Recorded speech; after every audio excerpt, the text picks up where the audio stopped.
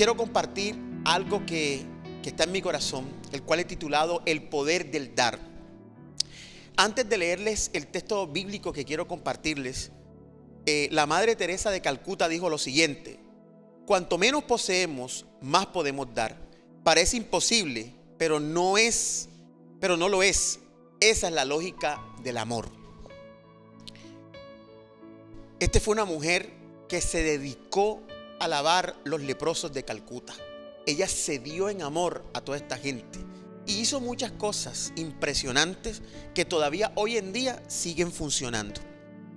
Yo quiero leer en Juan capítulo 6 del versículo 1 al 14. Dice lo siguiente: después de esto, Jesús fue al otro lado del lago de Galilea, también conocido como el lago de Tiberias. Mucha gente lo seguía, pues había visto los milagros que él hacía al sanar a los enfermos. Y se acercaba la fiesta de los judíos, llamada la Pascua. Y Jesús fue a un cerro con sus discípulos y allí se sentó. Cuando Jesús vio que mucha gente venía hacia él, le preguntó a Felipe: ¿dónde podemos comprar comida para tanta gente? Jesús ya sabía lo que iba a hacer, pero preguntó esto para ver qué decía a su discípulo. Y Felipe respondió: ni trabajando 200 días ganaría uno suficiente dinero para dar un poco de pan a tanta gente. Andrés, que era hermano de Simón Pedro y que también era discípulo, le dijo a Jesús: aquí hay un niño que tiene 5 panes de cebada y 2 pescados. Pero eso no alcanzará para repartirlos entre todos. Jesús le dijo a sus discípulos que sentaran a la gente. Y había allí unos 5,000 hombres y todos se sentaron sobre la hierba. Jesús entonces tomó los panes en sus manos y oró para dar gracias a Dios. Después los repartió entre toda la gente e hizo lo mismo con los pescados. Todos comieron cuanto quisieron. Una vez que todos comieron y quedaron satisfechos, Jesús les dijo a sus discípulos: recojan lo que sobró para que no se desperdicie nada. Ellos obedecieron y con lo que sobró llenaron 12 canastos. Esto está en Juan capítulo 6, versículo del 1 al 14. Mire, quiero hablarles de 2 personas aquí interesantes. Hay varias, pero 2 que me llaman mucho la atención. Y la primera es Felipe. Y Felipe era Felipe el calculador. Miren lo que dice John MacArthur acerca de Felipe. Ya había calculado que 4,000 panes de cebada nunca serían suficientes para todos. Sus pensamientos eran pesimistas, analíticos y pragmáticos, totalmente materialistas y terrenales. Sabía demasiada aritmética para ser osado. La realidad de los crudos hechos ensombreció su fe. Eso expresa John MacArthur en su libro 12 hombres extraordinarios. 12 hombres extraordinarios. Y en medio de esto que leía, yo pude hacer como un análisis de lo que era Felipe. Felipe tenía estas cualidades: pesimista, analítico, calculador, pragmático, y practicaba el sentido común, y su fe era débil. Mire, Felipe estaba enfocado en el problema y no en el propósito. Había un propósito y el propósito era alimentar a las personas. Pero Felipe se enfocó en que no había alimento y que no había alimento para alimentar a tanta gente.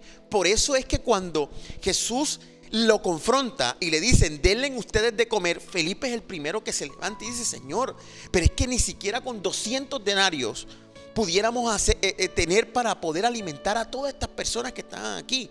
Ya Felipe había hecho sus cálculos. Yo imagino a Felipe con su, no sé, con su lapicito o con lo que marcaba en esa época. Póngale usted una piedra, un carbón, lo que sea, marcando en una piedra o marcando en un pedazo de madera. Está llegando fulano de tal, mira, aquí entraron tanto. Y yo imagino que empezaron a contar y denle, porque Felipe era un calculador. Felipe era un pragmático, alguien que todo lo tiene estructurado. Pero Dios rompe los moldes, Dios rompe las estructuras. Cuando se trata de fe, no hay estructura que valga. Y a veces nosotros somos así. Yo me identifico con Felipe, yo levanto mi mano y puedo decir: soy un Felipe. Porque yo también he sido pragmático, yo también he sido calculador, yo también he sido pesimista muchas veces. También he tenido una fe débil.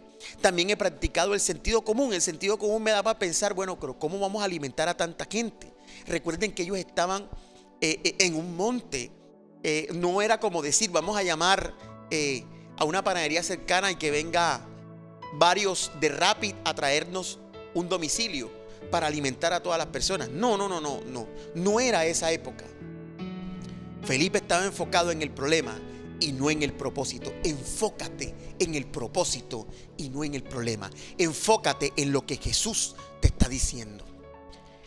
La otra persona en la que quiero compartir es al niño dador. ¿Qué diferencia? El niño dador fue muy diferente a Felipe. Por eso quería enfocarme en estas dos personas. Porque Felipe fue pragmático y calculador, pero el niño fue un niño dador. Ya no estoy hablando de Felipe el calculador, sino el niño dador. Mire, el niño era alguien que entendió que ante una necesidad hay que entregarlo todo en manos de Jesús. Ante una necesidad hay que entregarlo todo en manos de Jesús. El niño, él es el que más tiene. Mire, ¿quién era el que más tenía en medio de la multitud? El niño. Ninguno tenía para comer, ni el mismo Jesús ni sus discípulos tenían para comer. Pero este niño, su mamá le había hecho una lonchera para ir a escuchar a Jesús y era el que más tenía.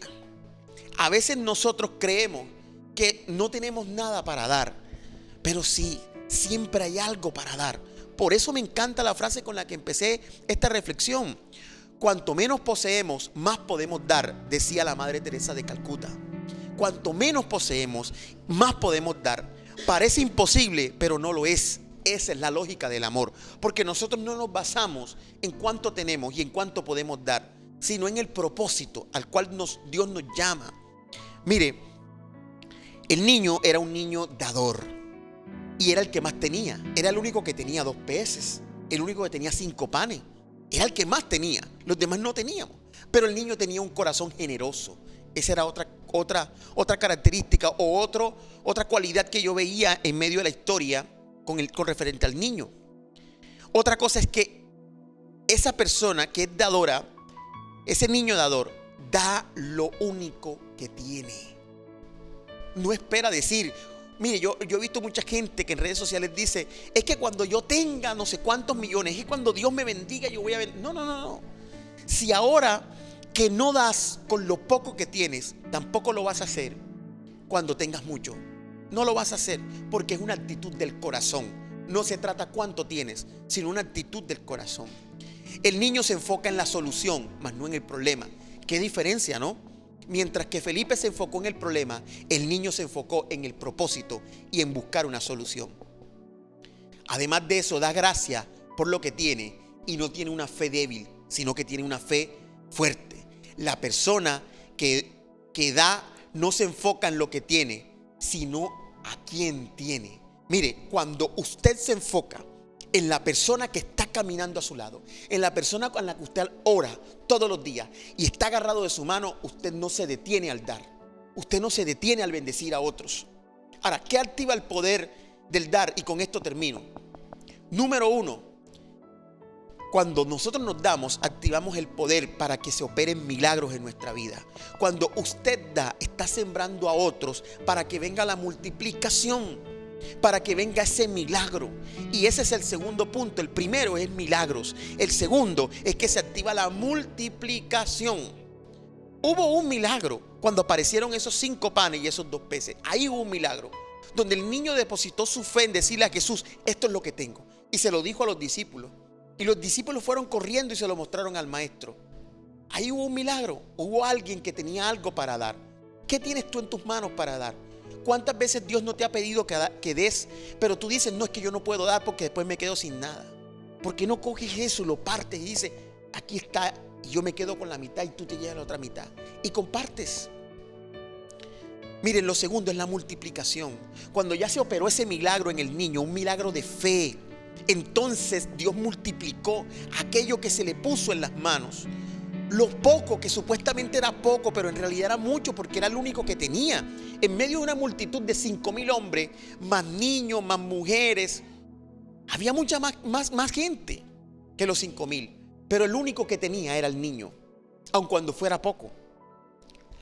Pero eso se multiplicó porque él le agregó la fe. Eso activó un milagro y eso se multiplicó. Ahora, no solamente se multiplicó, sino que entonces abundó. Cuando las cosas se te multiplican, cuando tú activas un milagro con tu fe, no solamente viene la multiplicación, sino que también viene la abundancia. Y usted dirá, pastor, pero ¿cómo así que abundancia es diferente a multiplicación? Claro que sí. La multiplicación es cuando Dios te multiplica las cosas, y la abundancia es cuando te sobra. Cuando te sobra y tú dices, pero ya lo di todo y aún así me sigue sobrando. Ya di mucho y aún así sigue sobrando. Y eso fue lo que pasó. Si tú quieres entrar en un tema de abundancia, tienes que escalar en que tu fe se convierta en un milagro y que ese milagro se convierta en una multiplicación, y a su vez esa multiplicación llegue a tener la abundancia. La abundancia para tú poder decir, estoy totalmente tranquilo, porque en mi casa hay de sobra, a pesar de que ya di, a pesar que ya di lo que tenía, ya lo di. Es tiempo de que entremos en la abundancia y no nos quedemos únicamente pensando en que algún día vamos a dar cuando Dios nos multiplique. Es lo contrario. La multiplicación y la abundancia llegan cuando tú das de lo poco que tú tienes. Por eso el título de la enseñanza es el poder del dar.